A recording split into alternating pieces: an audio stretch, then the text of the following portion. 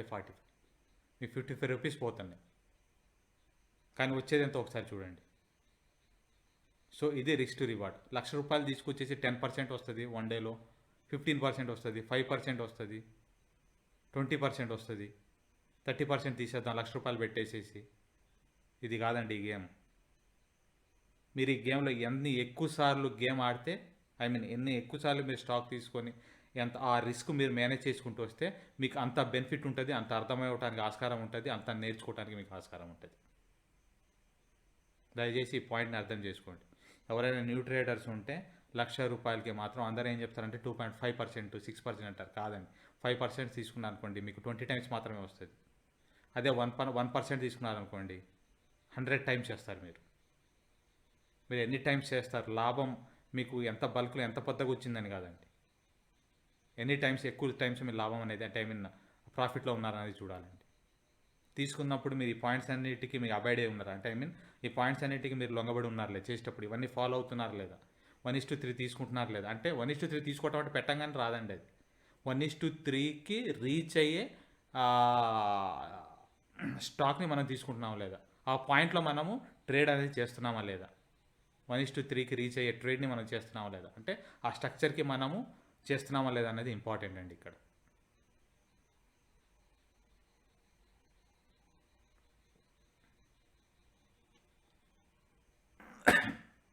So ఇది మొత్తం అయిపోయింది ఫ్రెండ్స్. నెక్స్ట్ మీకు ఒక చిన్న ఎగ్జాంపుల్ చెప్పేసి నేను ఇంకోటి చెప్తాను ఫ్రెండ్స్.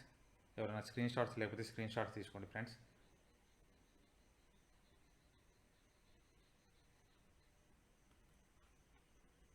స్క్రీన్ షాట్ తీసుకోండి, నేను 5 సెకండ్స్ టైం ఇస్తాను.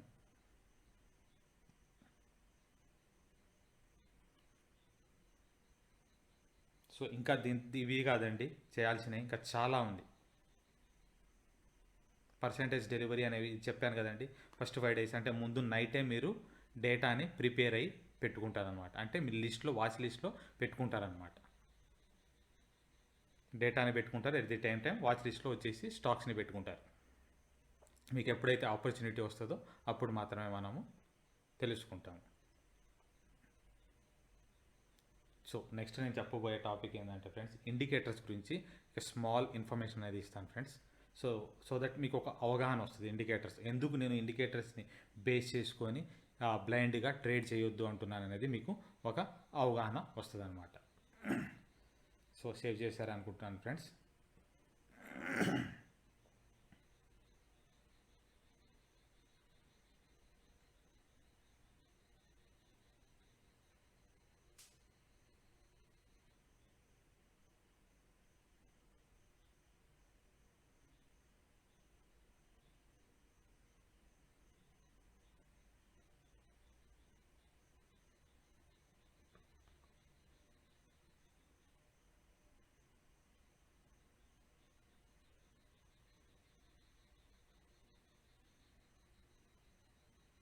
సో నెక్స్ట్ ఫ్రెండ్స్,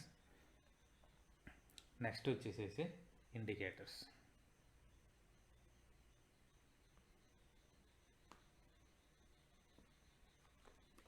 కొద్దిగా బోరింగ్ ఉంటుంది ఫ్రెండ్స్. బోరింగ్, స్టాక్ మార్కెట్ అంటేనే బోరింగ్. ఎవరైతే బోర్ని బేర్ చేయగలుగుతారో వాళ్ళు మాత్రమే ఉండగలుగుతారు ఈ స్టాక్ మార్కెట్లో. మీకు ఇంట్రెస్టింగ్ ఉండదు ఇది, ఎందుకంటే వెయిటింగ్, ఆపర్చునిటీ కోసం వెయిటింగ్ అంటే టైం కన్జ్యూమింగ్ ప్రాసెస్. మన బుర్ర, మన బ్రెయిన్ అనేది ఎవ్రీ సెకండ్కి ఏదో ఒకటి ఆలోచిస్తూ ఉంటుంది, చేయాలా వద్దా, ఎమోషనల్గా ప్లే అవుతూ ఉంటుంది. సో వీటిని అన్నిటిని తట్టుకొని, అంటే సైకలాజికల్గా, టెక్నికల్గా, ఫండమెంటల్గా ఎవరైతే తట్టుకోగలుగుతారో వాళ్ళు మాత్రం ఇందులో విన్నింగ్. అంటే మనం చెప్తా ఉంటాం 100%లో ఓన్లీ 5% రిటైల్ ట్రేడర్స్ మాత్రమే ఇందులో లాభం ఉన్నారు, వాళ్ళు మాత్రమే ఇందులో సర్వైవ్ అవ్వగలరండి. మిగతా వాళ్ళు కొంతమంది ఉంటారు, మనం ఇన్ని చూస్తూ ఉంటాం కదా సార్, మరి ఏంది వీళ్ళ పరిస్థితి ఏంది, మనకు కాల్స్ వస్తూ ఉంటాయి, పెయిడ్ కాల్స్, వాళ్ళంతా ఇదే కదా, వాళ్ళు నిజంగా ట్రేడ్ చేయరండి. వాళ్ళు దే డోంట్ డూ ట్రేడింగ్. వాళ్ళు ఈ విధంగా ఏం చేస్తారంటే పెయిడ్ కాల్స్ ఇచ్చేసి, ఇవి ఇచ్చేసి, అవి ఇచ్చేసేసి మనీ చేసుకుంటూ ఉంటారు. తప్పైతే కామెంట్స్లో నాకు కామెంట్ చేయండి ఫ్రెండ్స్, నేను చెప్పింది ఒకవేళ తప్పైతే. సో ఇండికేటర్స్ తెలుసుకునే ముందు మనం అసలు ఇండికేటర్స్ అసలు ఏంది, అసలు ఒక చిన్న ఎగ్జాంపుల్ మూవింగ్ యావరేజ్ నుంచి నేను స్టార్ట్ చేస్తానండి. సో దట్ నేను ఇప్పటికీ గ్రాఫ్లోకి వెళ్ళట్లేదండి. అంటే గ్రాఫ్ ఇన్ ద సెన్స్ ఏది ఓపెన్ చేసేసి మీకు చార్ట్స్ ఓపెన్ చేసి నేను చెప్పట్లేదు. ఎందుకంటే స్టిల్ ఐఆమ్ ఇన్ బేసిక్స్ మాత్రమే మీకు నేర్పిస్తున్నాను. సో ఒకసారి నేను ఫర్దర్గా వెళ్ళినప్పుడు నెక్స్ట్ 2 వీడియోస్ కానీ, థర్డ్ వీడియో కానీ, సెకండ్ వీడియో కానీ నేను ప్లాన్ చేస్తాను. ప్లాన్ ఇన్ ద సెన్స్ గ్యారంటీకి చెప్పాల్సిందే అది. ఆ టైంలో వెళ్ళి మీకు చెప్తాను. ఇవి ఫస్ట్ బేసిక్స్ కవర్ చేసేసిన తర్వాత ఒక ఐడియా అనేది మీకు తట్టిన తర్వాత అప్పుడు నేను అందులోకి మూవ్ అయ్యి అసలు ఏంది, ఇవన్నీ ఏం జరుగుతుంది, ఎలా చేయాలి అనేది మీకు నేను చూపెడతాను. Sir indicators friend. So indicators, అసలు ఇండికేటర్స్ ఏంటి మనం ఏం చేస్తాం? మూవింగ్ యావరేజ్ అంటాం, ఎంఏసిడి అంటాం, ఆర్ఎస్ఐ అంటాం, నెక్స్ట్ పోతేనేమో ఏటీఆర్ అంటాము. ఈ 100 ఇండికేటర్స్ ఉన్నాయండి మనకు. కాకపోతే మన వాళ్ళకి కొంత తెలిసిన ఏంటంటే మనందరికీ ఇవి ఒకటి, మూవింగ్ యావరేజ్ ఒకటిను, ఎంఏసిడి, ఆర్ఎస్ఐ అంటే ఎక్కువగా అందరికీ తెలిసినాయి. బాలింజర్ బ్యాండ్స్ ఒకటి,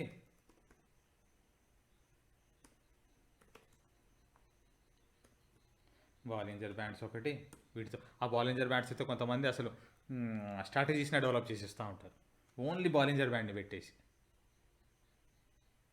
అది ఏంటంటే పాపం అందరు తెలవని వాళ్ళు ఏం చేస్తారంటే, ఫ్రెష్గా వచ్చిన వాళ్ళు, మార్కెట్లో ఉన్న వాళ్ళు, ఎక్స్పీరియన్స్ ఉన్న వాళ్ళు అంటే పర్వాలేదు, వాళ్ళకి అర్థమైపోతూ ఉంటుంది. ఫ్రెష్గా వచ్చిన వాళ్ళు అంటే నిజమే కావాలని చెప్పేసి బాలింజర్ పెడితే వాళ్ళు కూడా చేస్తారు. కానీ దానికి బాలింజర్ బ్యాండ్ తీసుకొని ఆర్ఎస్ఐలు పెట్టేసి, ఎంఏసిడి మూవింగ్ యావరేజ్లు పెట్టేసి దాని వెనకాల చాలా ఉంటుంది ఫ్రెండ్స్. మూవింగ్ యావరేజ్ తీసుకునే ముందు మీరు క్లియర్గా చేయాల్సింది చాలా ఉంటుంది. ఒక మూవింగ్ యావరేజ్ తీసుకునేటప్పుడు ఆ మూవింగ్ యావరేజ్ తీసుకునే ముందు ఏం జరిగింది, ప్రైజ్ యాక్షన్ ఏందనేది మీరు చూడాలి. అంటే ఆ సెకండ్కి 2 సెకండ్స్కి నేను చెప్పట్లేదు. ఒక 20, 50, 30 క్యాండిల్స్ ముందు ఏం జరుగుతుంది. ఓన్లీ ఇవి చేయటమేనే కాదు, మీ సరౌండింగ్స్ అంటే క్యాండిల్ సరౌండింగ్స్ని కూడా మీరు ప్రీవియస్ సరౌండింగ్స్లో కూడా ఏం జరుగుతుంది అనేది కూడా అనలైజ్ చేస్తూ ఉండాలి. అంటే ప్రైజ్ అనేది ఎలా యాక్టింగ్ అవుతూ ఉంది ప్రీవియస్గా, ఇప్పుడు ఎలా యాక్టింగ్ అవ్వబోతుంది. ఎజంప్షన్ అనేది ఏమి ఉండదు. మీరు ఏది అనుకునేది అది చేయటం కాదు, ఏది చూస్తారో అది మాత్రమే చేయాలి. ఇక్కడ ఏది అనుకునేది చేసేది కాదు. సో ఇవన్నీ ఫస్ట్ నేను ఒక ఎగ్జాంపుల్ తీసుకొని మూవింగ్ యావరేజ్ గురించి చెప్తానండి. ఒక ఎగ్జాంపుల్ తీసుకొని ఒక మూవింగ్ యావరేజ్ గురించి నేను ఎక్స్ప్లెయిన్ చేస్తానండి. ఇప్పుడు చూడండి ఫ్రెండ్స్, ఇప్పుడు మూవింగ్ యావరేజ్ అనేది, ఇప్పుడు చూడండి ఒక స్టాక్ అనేది ఈ విధంగా మూవ్ అవుతూ ఉంది. సారీ, కలర్ మారుతా, కన్ఫ్యూషన్ లేకుండా.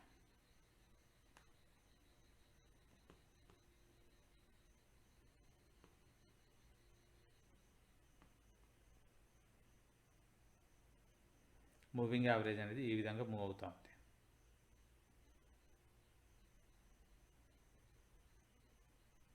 ఈ విధంగా స్టాక్ అనేది మూవ్ అవుతుంది. సారీ, మూవింగ్ యావరేజ్ కాదు. సో ఇప్పుడు ఏంటంటే మూవింగ్ యావరేజ్, మన పాపులర్ మూవింగ్ యావరేజ్ మనకు కొన్ని ఉన్నాయి నేను చెప్తాను. సో ఒక మూవింగ్ యావరేజ్ అనేది ఇక్కడ ఫామ్ అవుతూ ఉంటుంది. ఒక మూవింగ్ యావరేజ్ అనేది క్లియర్గా చెప్తాను.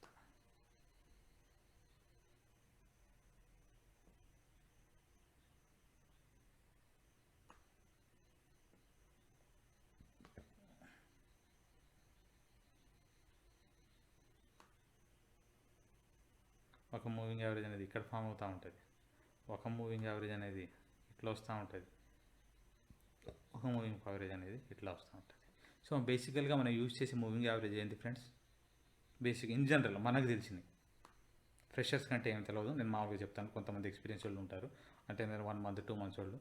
20 period moving average, 50 period moving average and 200 period moving average, right. ఇంకా కొంతమంది ఏం చేస్తారు, ఇంట్రాడేకి దానికి 13 పీరియడ్ మూవింగ్ యావరేజ్ కూడా తీసుకుంటారు. 13 పీరియడ్, 20 పీరియడ్, 50 పీరియడ్ అట్లా ఆ విధంగా తీసుకుంటూ ఉంటారు. 7 పీరియడ్, 5 పీరియడ్ అట్లా ఏం లేదు ఫ్రెండ్స్. ఇప్పుడు చూడండి ఫ్రెండ్స్, మూవింగ్ యావరేజ్ అంటే క్యాలిక్యులేషన్ ఏం లేదు. ఒక పర్టికులర్ స్టాక్ రోజు వచ్చేసి అంటే ఈ 5 రోజులు 10 రోజులు 20 పీరియడ్ అంటే 20 పీరియడ్ అంటే ఏంటంటే 20 క్యాండిల్స్. డేది పెట్టామనుకోండి, డే క్యాండిల్ అంటే 20 డేస్లో మీకు ఎంత అనేది మూమెంట్ అనేది ఇచ్చింది అనేది క్యాలిక్యులేషన్ మనం ఏం చేస్తాము ఒక ఒక 5 డేస్ తీసుకుందాం. అంటే ఒక 5 పీరియడ్ మూవింగ్ యావరేజ్ తీసుకుందాం అనుకుందాం, 5 డేస్ తీసుకుందాం అనుకున్నాము. ఓకేనా? మనం ఏం చేస్తాము, ఇప్పుడు 5 డేస్ది మనము తీసుకున్నాము. 5 డేస్ తీసుకున్నప్పుడు 1 డే వచ్చేసి 10 రూపీస్ పైకి వెళ్ళింది, 1 డే వచ్చేసేసి 5 రూపీస్ మూవింగ్ వెళ్ళింది, ఇంకో డే వచ్చేసేసి మళ్ళీ 10 డేస్ వెళ్ళింది, 10 రూపీస్ వెళ్ళింది, మళ్ళీ ఇంకో డేస్ వచ్చేసేసి 10 వెళ్ళింది, ఇంకో డే వచ్చేసి 10 వెళ్ళింది, ఇంకో డే వచ్చేసేసి 10 వెళ్ళింది. అంటే ఎన్ని డేస్ ఎన్ని 1 2 3 4 5 ఇంత పెరిగింది. ఇప్పుడు మనం ఏం చేస్తామంటే అండి, దీని మొత్తాన్ని మనము యాడ్ చేస్తాం. 10 + 10 + 10 45/5 చేస్తాం. 45/5 45/5 అంటే ఎంత అండి, మళ్ళీ మ్యాథమెటికల్ రాశాను, ఈక్వల్ టు 9. అంటే ఎవ్రీ డే పర్టికులర్ స్టాక్ అనేది 9 రూపీస్ మూమెంట్ ఇస్తుంది అని చెప్పేసి మనకు చెప్తుంది. అది ఎప్పుడు చెప్తుందండి, మనకు మొత్తం అయిపోయిన తర్వాత మాత్రం క్యాలిక్యులేషన్ చేస్తుంది. ఫ్యూచర్ ప్రైస్ని చెప్పట్లేదండి, పాస్ట్ ప్రైస్ని మాత్రమే క్యాలిక్యులేట్ చేసుకొని చెప్తుంది. అంటే జరిగిన ప్రైస్ అంటే అండి, ఈ మొత్తానికి ఇంతవరకు ఈ రోజుకి ఎంత జరిగిందో, ఈ టైంకి ఎంత జరిగిందో అది మొత్తం క్యాలిక్యులేట్ చేసుకొని మాత్రమే ఇది ఇస్తుంది మనకు. మొత్తం మనకి ఇవ్వట్లేదు. అంటే అనాన్ని యావరేజ్ వచ్చేసేసి మనకు 9 రూపీస్ మాత్రమే, 9 రూపీస్ మూమెంట్ అనేది మనకు ఇస్తుంది. దాన్ని బట్టి మనము ట్రేడ్ తీసుకోవాలా లేదా అని. సరే ఇప్పుడు 9 ఈ మూవింగ్ యావరేజ్ ఇక్కడ వస్తుంది కదా, సరే సపోర్ట్ దగ్గర వస్తుంది తీసుకోవాలంటే లేదు. సరే ఈ మూవింగ్ యావరేజ్ని మీరు ఏం చేస్తారంటే, ఈ 20 ఉంది కదా అండి, దీన్ని ఈ 20 ఉంది కదా, ఇప్పుడు చూడండి ఇది 20 అనుకుందాం, ఇది 50, ఇది 200,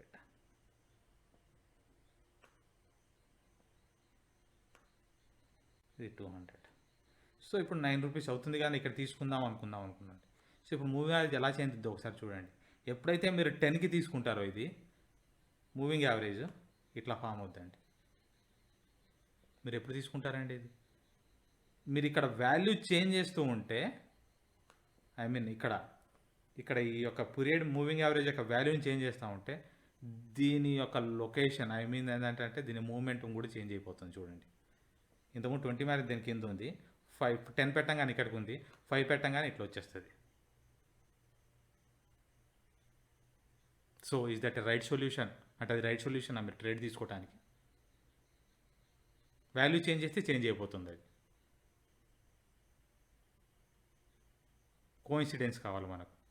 అంటే ఇందాక నేను చెప్పినట్టు అవన్నీ ఒక తాటి మీదకు వచ్చి మ్యాక్సిమము గనక మనకు ఒకటే పాయింట్ మీద చూపెడుతూ ఉంటే 15లో 10, అది 10 12 అని చెప్పాను, ఆ 10 to 12లో కనుక మనకు 10 11 అలా చూపెడతా ఉంటే అప్పుడు మాత్రమే మూవింగ్ యావరేజ్ అనేది one of the confirmation which is less than 1% to 2% in the confirmation percentages. Confirmation percentage calculate చేసుకొని చెప్తే, అంటే మనకున్న కన్ఫర్మేషన్స్ మొత్తంలో అది లెస్ దాన్ 1%. దయచేసి మీరు ఇండికేటర్స్ని యూజ్ చేసి మాత్రం తీసుకోవద్దు. సో అది వచ్చేసేసి మూవింగ్ యావరేజ్. ఇక ఆర్ఎస్ఐ అనేది సపరేట్ ఫండా. నేను ఈ ఇండికేటర్స్ గురించి చెప్పినప్పుడు ఒక్కొక్కటి ఇన్ డీటెయిల్గా చెప్తాను మీకు, ఆ మ్యాథమెటికల్ ఫార్ములాస్ ఏంది, అసలు ఎలా ఫామ్ అవుతాయి ఏందని చెప్పేసి అది సపరేట్ సిరీస్ చేస్తాను అది. సో అది సిరీస్ చేసినప్పుడు మాత్రము నేను ఒక్కొక్క దాని గురించి ఎక్స్ప్లెయిన్ చేస్తానండి మీకు. సో ఇది ఫ్రెండ్స్. సో ఇప్పుడు ఏంది మూవింగ్ యావరేజ్ చేసేది, ఇండికేటర్స్ ప్రతి దగ్గర వర్కౌట్ అవ్వవు. Range bound, especially in the range bound అంటే ఏంటంటే ఈ విధంగా రేంజ్లో ఉన్నప్పుడు మూవింగ్ యావరేజ్ అనేది మీకు ఎటువంటి సిగ్నల్ చూపెట్టదు. మూవింగ్ యావరేజ్ అనేది ఎటువంటి సిగ్నల్ మీకు చూపెట్టదు. ఎందుకంటే మూవింగ్ యావరేజ్ ఇలా మూవ్ అవుతూ ఉంటుంది. ఎక్కడని మనం ట్రేడ్ చేస్తాము, ఎక్కడ పెడతాము, ఎక్కడ సెల్ చేస్తాము క్లియర్గా ఉండదు ఏది. మూవింగ్ యావరేజెస్ అంటే ఇండికేటర్స్ అనేవి చాపీ మార్కెట్స్లో ఎక్కువగా యూజ్ అవ్వవు. మరి బాలింజర్ బ్యాండ్ డిఫరెంట్ కాన్సెప్ట్ డిఫరెంట్. అది ఎందుకు ఐడెంటిఫై చేస్తాం బాలింజర్ బ్యాండ్? బాలింజర్ ప్యాటర్న్ మనం ఎందుకు తీసుకుంటామండి? చాపీ మార్కెట్ని మనం ఐడెంటిఫై చేయడానికి. ఇందాక నేను చెప్పిన 5 అంటే ఏంటంటే 5 డేస్ హిస్టరీ చూస్తున్నాం కదండి, బయర్స్ ఎక్కువ ఉన్నారు సెల్లర్స్ ఉన్నారా అని చెప్పేసి. అది కానీ రేంజ్ బౌండ్ కనుక ఫామ్ అయి ఉందనుకోండి, అంటే అక్కడ బయర్స్ వస్తున్నారా సెల్లర్స్ వస్తున్నారా అని చెప్పేసి మనకు అర్థమైపోద్ది. అంటే నేను చెప్పాను కదా పర్సంటేజ్ డెలివరీ అని చెప్పేసి, మనకి ఎన్ఎస్సి వెబ్సైట్లో అది దొరికిద్ది.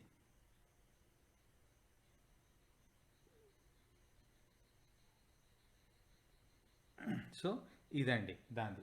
నెక్స్ట్ పోతే ఒక చిన్న కాన్సెప్ట్ చెప్పి నేను క్లోజ్ చేస్తానండి ఇది. సో ఇది నాకు తెలిసి చాలా లెంగ్త్ అయి ఉంటుంది. సో ఇది కూడా ఇంపార్టెంట్ టాపిక్ అండి.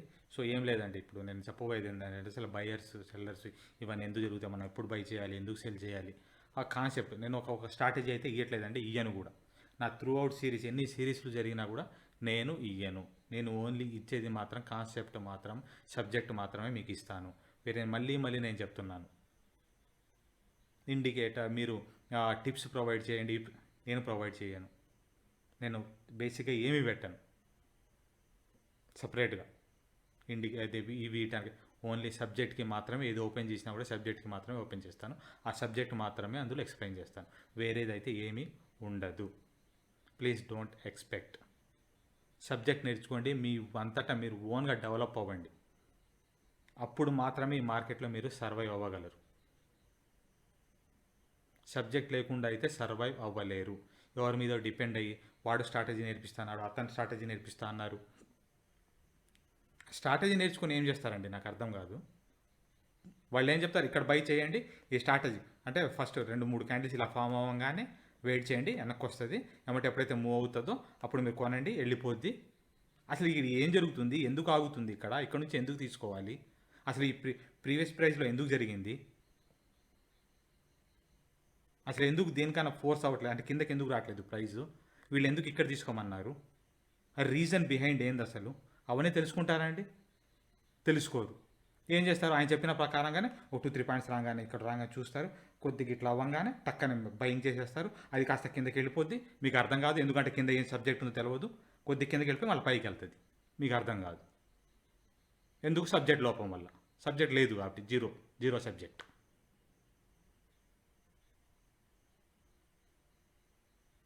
ఇంకొకళ్ళు అంటారు 3 క్యాండిల్స్టిక్ ప్యాటర్న్ ఇట్లా ఫామ్ అయినప్పుడు అప్పుడు చూడండి, కొద్దిగా పుల్ బ్యాక్ వచ్చినప్పుడు తీసుకోండి, లేదా ఇక్కడ మీరు ట్రేడింగ్ పెట్టండి, వెళ్ళిపోద్ది. ఎందుకంటే ఇంత ఉంది కాబట్టి ఇది స్ట్రాంగ్గానే ఉంది, ఇది ఫాస్ట్ బ్రేక్అట్ అవ్వచ్చు కదా. మీరు అట్లా hire time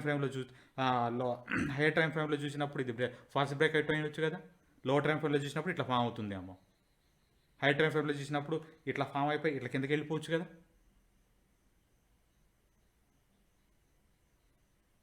time frame change అవ్వగానే దాని యొక్క ఇది మూమెంటం మనకు డిఫరెంట్గా కనపడుతుంది.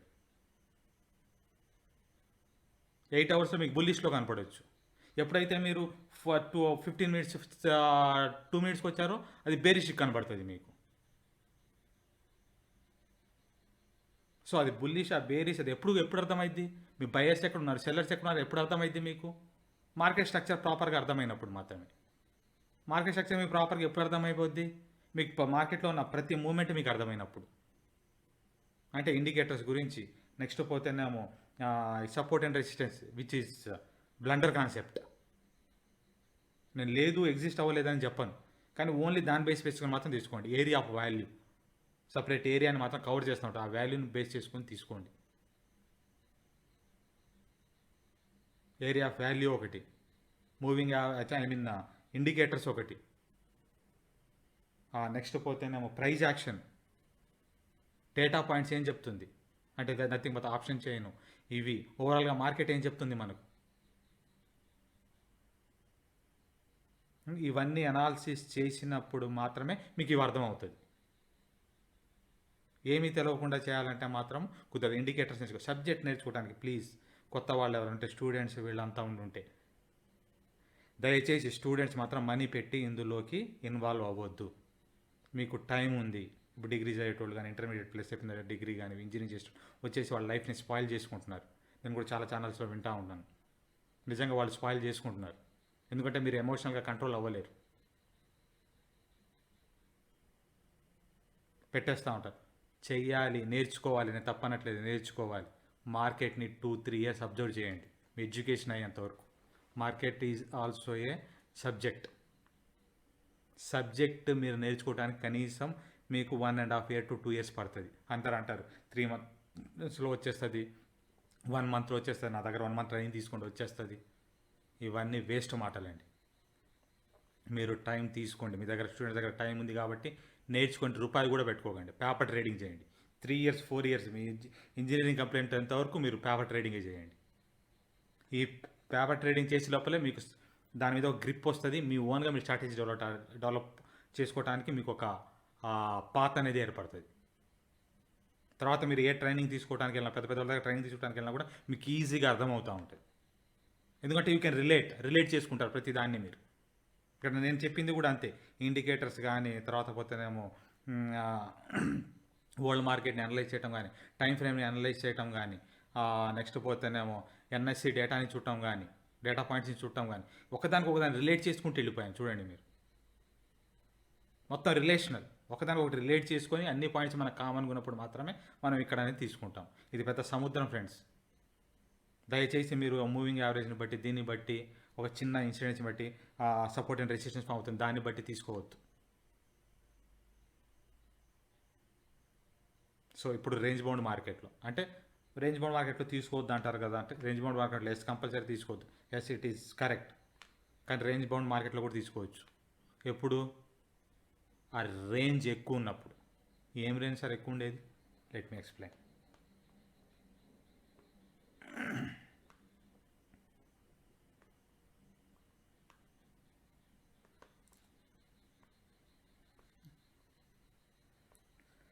చూడండి ఫ్రెండ్స్, ఇందాక నేను చెప్పినట్టుగానే ఒక చిన్న సబ్జెక్ట్ నేర్పిస్తాను. Don't take it as strategy. Subject ఇది. ఎందుకంటే దీంట్లో మళ్ళీ చాలా ఉన్నాయి, చాలా నేర్చుకోవాలి. క్యాండిల్ స్టిక్స్ కానీ అన్నీ కానీ నేర్చుకున్నప్పుడు మాత్రమే చేయగలరు. ఇండికేటర్స్, ఇది వరల్డ్ మార్కెట్ స్ట్రక్చర్, మన స్ట్రక్చర్, సెక్టోరియల్ స్ట్రక్చర్స్, అయితే మార్కెట్ ఈ విధంగా మూవ్ అవుతుంది, మన డేటా పాయింట్స్ ఏం చెప్తున్నాయి అన్నప్పుడు మాత్రమే ఇవి తీసుకోవాలి. ప్రైస్ యాక్షన్ మీద పక్కా కాన్ఫిడెన్స్ ఉన్నప్పుడు, బయర్స్ ఎక్కడ ఉన్నారో తెలుసుకున్నప్పుడు, థీరీస్ కొన్ని తెలుసుకున్నప్పుడు, వైకాఫ్ థీరీ అని ఇవన్నీ కొన్ని థీరీస్ ఉన్నాయి, ఇవన్నీ తెలుసుకున్నప్పుడు మాత్రమే ఇది పక్కా మీరు ఇంప్లిమెంట్ చేయగలరు. చాలా ఈజీ, చెప్పేటప్పుడు చాలా ఈజీగా అనిపిస్తుంది, ఇంప్లిమెంట్ చేసేటప్పుడు అంత ఈజీ కాదు. చూడండి చెప్తాను. సో ఇది పర్టికులర్గా అనేది ఇది ఒక హయ్యర్ రేంజ్లో, అంటే అంటే ఎక్కువ రేంజ్లో ఇది ఒకటి ఫామ్ అయింది. అంటే దీని యొక్క రేంజ్ అంటే ఏంటండి, దీని యొక్క లెంగ్త్ అనేది ఎక్కువ ఉంది. మరీ చాపీగా అంటే ఈ విధంగా లేకుండా ఈ విధంగా మార్కెట్లో మనం ఎటు చేయలేం. సో ఈ విధంగా ఫామ్ అవుతుంది లోవర్ టైం ఫ్రేమ్లో కూడా. అంటే 15 minutes or 1 hour, below 1 hour form అవుతుంది. సో ఇక్కడ మనము ఏ విధంగా అసలు మార్కెట్ని ఏ విధంగా చూడాలి, అసలు ఎందుకు ఆ పాయింట్లోనే తీసుకోవాలనిపించడం కాదు, ఎందుకు తీసుకోవాలి, ఎందుకు ఇది హై ప్రాబబిలిటీ ట్రేడ్ అవుతుంది అనేది నేను ఇప్పుడు మీకు ఎక్స్ప్లెయిన్ చేస్తాను. సో మార్కెట్ అనేది ఈ విధంగా ఫామ్ అవుతుందండి. సో ఇది మొత్తం కాదండి, మధ్యలో నేను కొద్దిగా ఎక్స్టెన్షన్స్ అవన్నీ ఇస్తాను. నేను ఓన్లీ ఇప్పుడు నా కన్వీనియంట్ పర్పస్ మాత్రం ఇది నేను మీకు చూపెట్టాను. సో అది కూడా తీసేసి నేను చెప్తాను.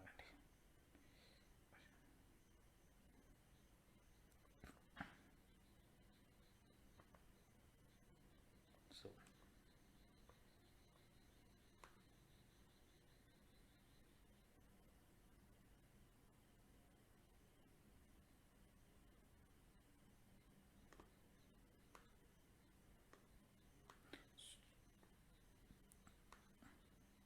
చూడండి ఫ్రెండ్స్, ఇక్కడ ఏమవుతుంది, రేంజ్ బౌండ్ అనేది ఫామ్ అయింది.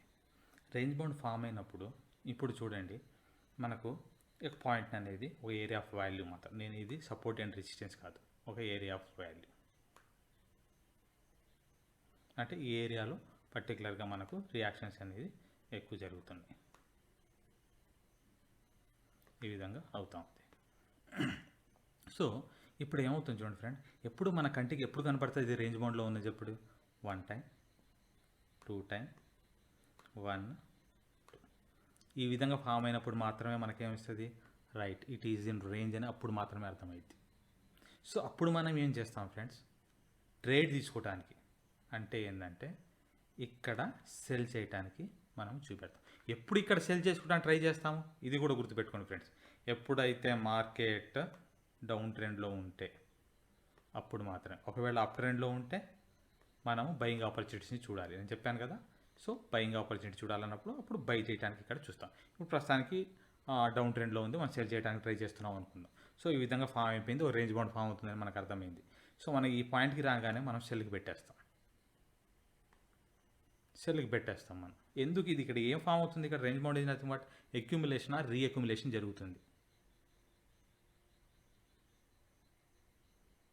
అంటే చాలా ఇన్వెస్ట్ చేసి ఇక్కడ నుంచి మనం ఏం చేస్తున్నారంటే వాల్యూమ్ని పెంచుకుంటున్నారు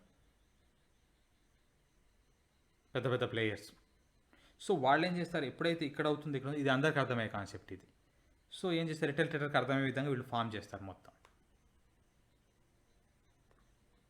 మనం ఏం చేస్తాం, రిటైల్ ట్రేడర్ ఇక్కడికి వచ్చి కానీ సెల్ పెట్టేసి ఇక్కడ స్టాప్ లాస్ పెట్టేస్తాం ఏరియా ఆఫ్ వాల్యూ పైన. ఎప్పుడైతే ఏరియా ఆఫ్ వాల్యూ పెట్టేసామో ఎమ్మట ఇదేం చేస్తుంది, పైకి వెళ్ళిపోద్ది.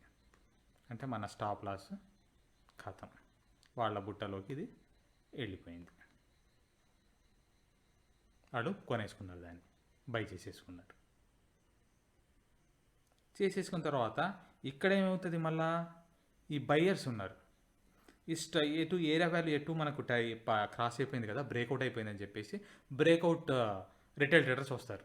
దీన్ని ప్రతిసారి రిటైల్ ట్రేడర్స్, ఎందుకంటే మనమే ఇక్కడ బ్లండర్లు చేసేది కాబట్టి.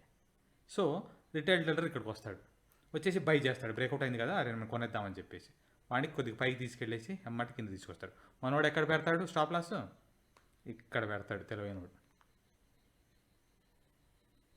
ఇంకా కొంతమంది ఏం చేస్తారు, మధ్యలో పెడతారు, మా వాల్యూ అక్కడ టచ్ వెళ్ళిపోద్దని తెలిసినోడు. ఇంకొంతమంది చేస్తారు, ఇక్కడ పెడతారు. సో స్టాప్ లాస్, ఇన్ని సిరీస్ ఆఫ్ స్టాప్ లాసెస్ ఉన్నాయి చూడండి ఇక్కడ మొత్తం ఎన్ని స్టాప్ లాస్లు ఉన్నాయి. సో వీళ్ళు ఏం చేస్తారు, ఏ మొత్తాన్ని తీసుకొచ్చి కిందకి తీసుకొచ్చేస్తారు. కొంతమంది మార్కెట్కి అగైనెస్ట్గా ట్రేడ్ చేసే వాళ్ళు ఉంటారు. కొంతమంది వాళ్ళు ఏం చేస్తారు, ఇక్కడ బయింగ్ పెడతారు, ఇక్కడ స్టాప్ లాస్ పెడతారు. వాడని కూడా తినేసింది, ఆ వాళ్ళని కూడా తీసేసుకున్నారు. నెక్స్ట్ ఏం చేస్తారు, ఏదైతే ఎప్పుడైందో బ్రేక్అవుట్ ట్రేడర్స్, మళ్ళీ రిటైల్ ట్రేడర్స్ వచ్చి బ్రేక్అవుట్ అయిపోయింది కదా అని చెప్పేసి ఇక్కడ బయింగ్ పెట్టేస్తారు, ఇక్కడ స్టాప్ లాస్ పెడతారు సిరీస్గా. కొంతమంది ఏం చేస్తారు, ఇక్కడ పెడతారు, ఇక్కడ పెడతారు. వీళ్ళని కూడా మొత్తాన్ని తినేస్తారు. తినేసి కిందకు వచ్చేసేసి వీళ్ళు ఎక్కువ తీసుకొని ఉంటారు కదా, అవి మొత్తం ఇక్కడ లాస్లో పోకుండా వాళ్ళు మొత్తాన్ని ఇక్కడ వదిలేస్తారు. ఇంకా అంటే ఏంటంటే వాళ్ళు కరెక్ట్ పాయింట్కి తీసుకొచ్చేసేసి లేదా మినిమం లాస్ తోటి ఇక్కడ ఉన్న వాల్యూమ్ మొత్తాన్ని ఇక్కడ వదిలేసేసి వాళ్ళకి కావాల్సిన విధంగా బైనో సెల్నో చేసేసుకొని వెళ్ళిపోతారు. ఇది ఫ్రెండ్స్ కాన్సెప్ట్. సో ఈ విధంగా రిటైల్ ట్రేడర్స్ అనేది వాళ్ళకి పట్టుబడతారు. సో ఇలాంటి మార్కెట్లో మరి మనలాంటి వాళ్ళు ఏం చేయాలి, ఇది క్వశ్చన్. ఏం చేయాలి, సో ఇప్పుడు అనేది ఒక రేంజ్ బౌండ్ అనేది ఫామ్ అయింది. ఒక రేంజ్ బౌండ్ అనేది ఫామ్ అయింది.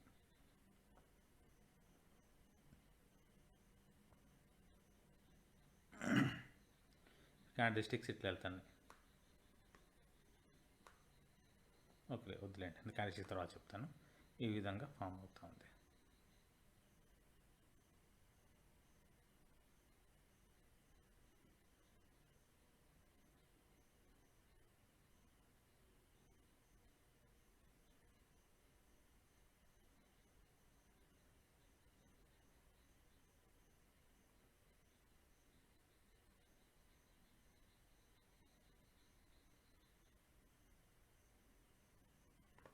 సో ఇది ఒక రేంజ్ బౌండ్.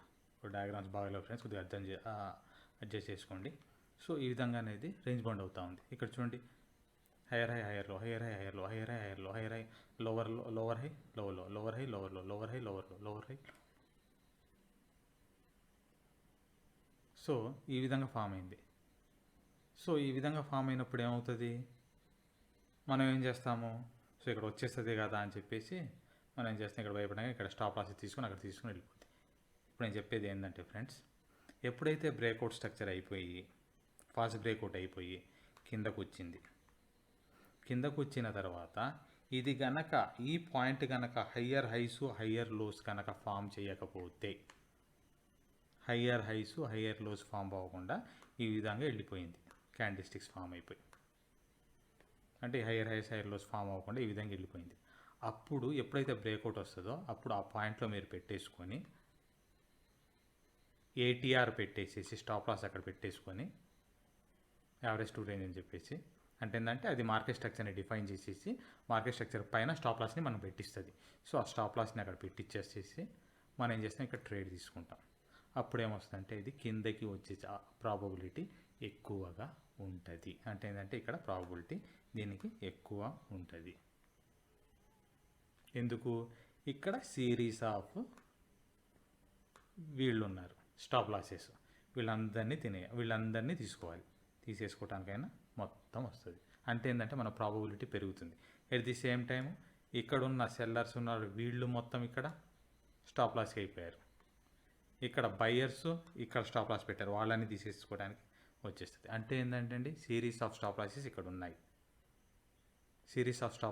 ఉన్నాయి, ఆల్రెడీ ఇక్కడ స్టాప్ లాసెస్ మొత్తాన్ని మింగేశారు వాళ్ళు. సో ఇప్పుడు ఏం చేస్తారు, మార్కెట్ని కిందకి తీసుకురావాలి వీళ్ళందరినీ మింగేయడానికి. సో వాళ్ళు తీసుకొచ్చేస్తారు. సో మనం ఎక్కడ వెయిట్ చేయాలి ఫ్రెండ్స్? బ్రేక్అవుట్ అవ్వాలి ఫ్రెండ్స్, గుర్తుపెట్టుకోండి, బ్రేక్అవుట్ అవ్వాలి. నెక్స్ట్ పోతేనేమో ఇది వచ్చేసేసి ఈ విధంగా క్యాండిల్స్ ఫామ్ అవ్వాలి. అంటే హైయర్ లోస్ కాకుండా డైరెక్ట్గా మూవ్మెంట్ ఉండాలి. ఆల్మోస్ట్ ఆ పాయింట్స్ దగ్గర రియాక్ట్ అయి ఉండాలి 2 times. అంటే రియాక్షన్ అనేది జరుగుతూ ఉండాలి ఆ పాయింట్లో. అంటే ప్రైజ్ యాక్షన్ జరిగి ఉండాలి ప్రీవియస్గా. ఇక్కడ మనకు అనేది ఫాస్ట్ బ్రేక్అవుట్ ఇవ్వాలి. అవంగానే తీసేసుకుంటామా ఫ్రెండ్స్? తీసుకోము. సో దీనికన్నా ముందు ఏం జరిగింది అసలు ఇది లోవర్ స్ట్రక్చర్ అంటే డౌన్ ట్రెండ్లో ఉందా హై ట్రెండ్లో ఉందో చూసుకొని దాన్ని బట్టి ట్రేడ్ మనం తీసుకోవాలి. డౌన్ ట్రెండ్లో ఉందంటే ఇప్పుడు మనం ఏం చేస్తాం, ఇక్కడ నుంచి తీసేసుకొని ఇక్కడికి వెళ్తాం. ఎందుకంటే డౌన్ ట్రెండ్ మనకు ఫేవరబుల్గా ఉంటుంది కాబట్టి. అంటే ఇంకో ఆప్షన్ని మనం ఇక్కడ ప్లేస్ చేసాం, అంటే వ్యాలిడేషన్ పాయింట్ని మనం ఇక్కడ పెట్టామన్నమాట. ఇది మనకు ట్రెండ్ వ్యాలిడ్ అయింది, అంటే ఒక వ్యాలిడేషన్ పాయింట్ అనేది మనకు కరెక్ట్ అయింది. దాంట్లోకి వెళ్ళేసి మొత్తం ఇంకా ఇందులో చాలా డీటెయిల్ ఉందండి, అది కూడా నేను చెప్తాను. ఇంకో టాపిక్ ఇందులో చెప్తాను. సరే, బ్రేక్అవుట్ ఎలా అయింది మనకు ఎట్లా తెలుస్తుంది? సో ఇది వచ్చేసేసి ఈ విధంగా ఫామ్ అయిందండి. సో ఈ విధంగా ఫామ్ అయినప్పుడు హయ్యర్ లో హయ్యర్ రైస్ ఈ విధంగా ఫామ్ అవుతూ ఉంది. వచ్చిన తర్వాత ఎక్కడైతే రెసిస్టెన్స్ దగ్గర, అంటే నేను చెప్పేది అప్ ట్రెండ్లో చెప్తానండి. సరే, డౌన్ ట్రెండ్లో అని చెప్తాను అనుకోండి. డౌన్ ట్రెండ్లో ఉన్నా కాబట్టి డౌన్ ట్రెండ్లో. సో ఈ విధంగా హయ్యర్ రైస్ ఎప్పుడైతే ఇక్కడ మనకు కన్సాలిడేషన్ జరిగిద్దో, అంటే అంటే డిస్ట్రిబ్యూషన్ ఎప్పుడైతే జరిగిద్దో, అంటే ఈ విధంగా మార్కెట్ డిస్ట్రిబ్యూషన్ ఎప్పుడైతే జరిగిద్దో, అంటే ఎక్కువసేపు హాల్ట్ అయిద్దో, సో మనకు స్కోప్ ఎక్కువ ఉన్నట్టు బ్రేక్అవుట్. అప్పుడు బ్రేక్అవుట్ అయినప్పుడు మీరు బ్రేక్అవుట్ తీసుకోవాలన్నా తీసుకోకూడదు. ఎప్పుడైతే బ్రేక్అవుట్ అయిపోయి మళ్ళా సపోర్ట్ దానికి వచ్చినప్పుడు ప్రైజ్ యాక్షన్ చూసి మన ఇండికేటర్స్ మూవింగ్ యావరేజెస్ కానీ ఆర్ఎస్ఐ డైవర్జెన్స్ కానీ, అంటే ఏంటంటే ఎంత స్ట్రెంగ్త్లో ఉంది, వీక్గా ఉందా హైగా ఉందా అనేది ఈ పాయింట్లో మనం తెలుసుకొని, అంటే వీక్గా ఉంది స్ట్రెంగ్త్ అంటే బయర్స్ ఎక్కువ లేరు, సెల్లర్స్ ఎక్కువ ఉన్నారు, అందుకని ఇది వీక్ అయిపోతుంది. ఎట్ ది సేమ్ టైం ఇది ఏదో 20 పీరియడ్ 50 పీరియడ్ 20 పీరియడ్ మూవింగ్ యావరేజ్కి టచ్ అవుతూ ఉంది. అంటే పైకి ఏదో ఒక పీరియడ్ మూవింగ్ యావరేజ్ పెట్టుకున్నారు 10-5 మీ టైం ఫ్రేమ్ని బట్టి అండి, అది టైం ఫ్రేమ్ని. అందుకని నేను ఏమీ చెప్పట్లేదు, నేను స్ట్రాటజీ ఎక్స్ప్లెయిన్ చేయట్లేదు, నేను సబ్జెక్ట్ ఎక్స్ప్లెయిన్ చేస్తున్నా, మళ్ళీ చెప్తున్నా.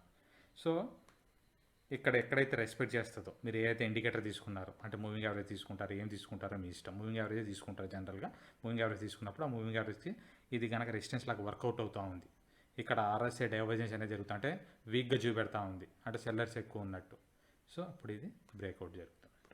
ఇక్కడ వచ్చేసి 20 పీరియడ్ మూవింగ్ యావరేజ్, ఇక్కడ 20 పీరియడ్ మూవింగ్ యావరేజ్ ఇట్లా వస్తుంది. అంటే 20 పీరియడ్ మూవింగ్ యావరేజ్కి ఇది వెళ్ళట్లేదు, లేదా 5 పీరియడ్ 8 పీరియడ్ అది మీ ఇష్టం. అది మీ అక్కడ అక్యుములేట్ అయిపోతుంది. అంటే ఏంటంటే ఇది డిస్ట్రిబ్యూషన్ అవుతుంది. డిస్ట్రిబ్యూషన్ అవుతుందంటే ఏంటంటే అండి, హయ్యర్ ప్లేయర్స్ మొత్తాన్ని ఇక్కడ మార్కెట్ని క్యాప్చర్ చేయడానికి చూస్తున్నారు. సో ఇక్కడ మళ్ళీ మనం ఏం చేస్తాము, మళ్ళీ ఈ పాయింట్కి వచ్చేంత వరకు వెయిట్ చేసేసి మళ్ళీ మనం ప్రైజ్ యాక్షన్ ఇక్కడ చూసేసుకొని మళ్ళీ అక్కడ ఏం చేస్తాము, ఈ మొత్తం చూసిన తర్వాత మార్కెట్ ఓవరాల్ మార్కెట్ ఎలా ఉంది, సెక్టర్ పర్టికులర్ తీసుకున్న స్టాక్ యొక్క సెక్టర్ ఎలా ఉంది, ఆ సెక్టర్లో మనం తీసుకున్నది ఎంతవరకు మూవ్మెంట్ అయింది, ఇంతవరకు హైయెస్ట్ పాయింట్కి మూవ్ అయిపోయిందా లేదా,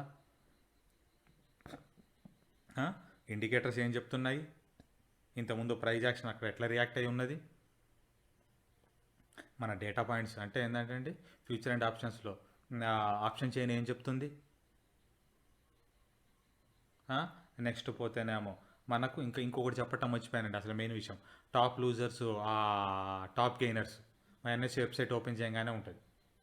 అవి ఏం చెప్తున్నాయి అసలు, అందులో మన టాప్ లూజర్స్లో ఇవి వస్తుందా, అసలు టాప్ లూజర్స్లో వస్తుంది, ఫాలో అవుతుంది, మనకు చెప్పిన మొత్తం ఇండికేటర్స్ కానీ, ఆ మార్కెట్ స్ట్రక్చర్ కానీ, వరల్డ్ మార్కెట్ కానీ, లేకపోతే సెక్టర్ మార్కెట్ కానీ, మన ఇండియన్ మార్కెట్ కానీ, తర్వాత పోతే ఇంకోటి ఉందండి విక్స్ అని చెప్పేసి, ఆ విక్స్ కానీ ఇవన్నీ అసలు ఏం చెప్తున్నాయి, మన ఫేవరబుల్గా చెప్తున్నాయా లేదా, ఇవన్నీ మన ఫేవరబుల్గా ఉన్నప్పుడు మీరు ట్రేడ్ తీసుకోవచ్చు.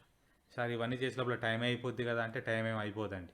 ఒకసారి కనుక మీకు అలవాటు పడ్డారనుకోండి, యూ విల్ బి క్విక్ అనమాట. అంటే ఏంటంటే మీరు 15 to 10 secondsలో మీరు తీసేసుకుంటారు డెసిషన్ అనేది, ఎందుకంటే మీకు అర్థమైపోతూ ఉంటుంది. అది డైలీ చేస్తేనే, దానిపైన స్పెండ్ చేస్తేనే, టైం స్పెండ్ చేస్తేనే మీకు అర్థం అయ్యేది. సో ఇది friends, one of the subject, not a strategy. మళ్ళీ చెప్తాను, ఇది స్ట్రాటజీ కాదు, సబ్జెక్ట్. అంటే ఏంటంటే ఎలా మన స్టాప్ లాస్ చేసేసి వాటిని మన బిగ్ ప్లేయర్స్ ఎలా తింటారు అనడానికి చెప్పడానికి ఇది ఒక ఉదాహరణ. అది ఫ్రెండ్స్. సో ఇంతటితోటి ఈరోజు ఈ టాపిక్ని ఆపేస్తున్నాను ఫ్రెండ్స్. నెక్స్ట్ వేరే టాపిక్స్ తోటి నేను నెక్స్ట్ వీక్ వస్తాను. సో నేను కూడా వర్కింగ్ ఎంప్లాయీనే. సో నా గురించి నేను చెప్పుకోలేదు, ఇప్పుడు నేను చెప్తున్నాను. నాకు ఆల్మోస్ట్ నాకు 11 years ఆఫ్ ఎక్స్పీరియన్స్ ఉంది. మొత్తం నేను చేసేది కూడా డేటా పైనే. దీని గురించి చెప్పట్లేదండి, స్టాక్ మార్కెట్ గురించి చెప్పట్లేదండి. నేను ఒక సాఫ్ట్వేర్ ఎంప్లాయీని. సో నేను కూడా లాసెస్ తీసుకున్న తర్వాత నేను రియలైజ్ ఇట్లా కాదు అని చెప్పేసి రియలైజ్ అయిన తర్వాత నేను డైలీ నా ఆఫీస్ అవర్స్ అయిపోగానే సాటర్డే సండేస్ కానీ మాకు ఆఫీస్ ఉండదు, సాటర్డే సండేస్ నైట్ 2-3 వరకు నేను నేర్చుకున్నానండి. ఇది మొత్తం నేను ఇప్పుడు దాకా చెప్పింది ఏం లేదు, నేను లెస్ దాన్ 1% అండి నేను చెప్పింది. నేను నేర్చుకున్న దాంట్లో ఇంకా చాలా నేర్చుకోవాలి. ఇది మొత్తం ఎందుకు చెప్పానంటే, ఒక స్టాప్ లాసెస్ అంటే ఏంది, అసలు ఈ రేంజ్ అంటే ఏంది, ఇవన్నీ ఒక ఐడియా రావడానికి అసలు ఏమేమి యూజ్ చేస్తాము, ఎన్ఎస్సిలో ఏం చేస్తారు అవన్నీ, నెక్స్ట్ పోయిన తర్వాత ఎన్ఎస్సిలో ఆ పర్సంటేజ్ అవన్నీ ఎట్లా చూస్తారు అవన్నీ నేను చూపెడతానండి. ఎన్ఎస్సి వెబ్సైట్లో డేటా ఎలా చూస్తారు, ఏంది, ఎక్కడెక్కడ దొరుకుతుంది, మనకు టాప్ గెయినర్స్, లూజర్స్ అందరికీ తెలిసిన విషయం ఇది. నేను పెద్దగా చూపెట్టాల్సిన అవసరమే లేదు. పర్సంటేజ్ ఆఫ్ డెలివరబుల్స్ అది ఎక్కడ చూస్తాము, అది కూడా నేను మీకు చూపెడతాను. ఇప్పుడు లెంగ్తీ వీడియో అయిపోవటం వల్ల నేను ఆపేస్తున్నాను ఫ్రెండ్స్.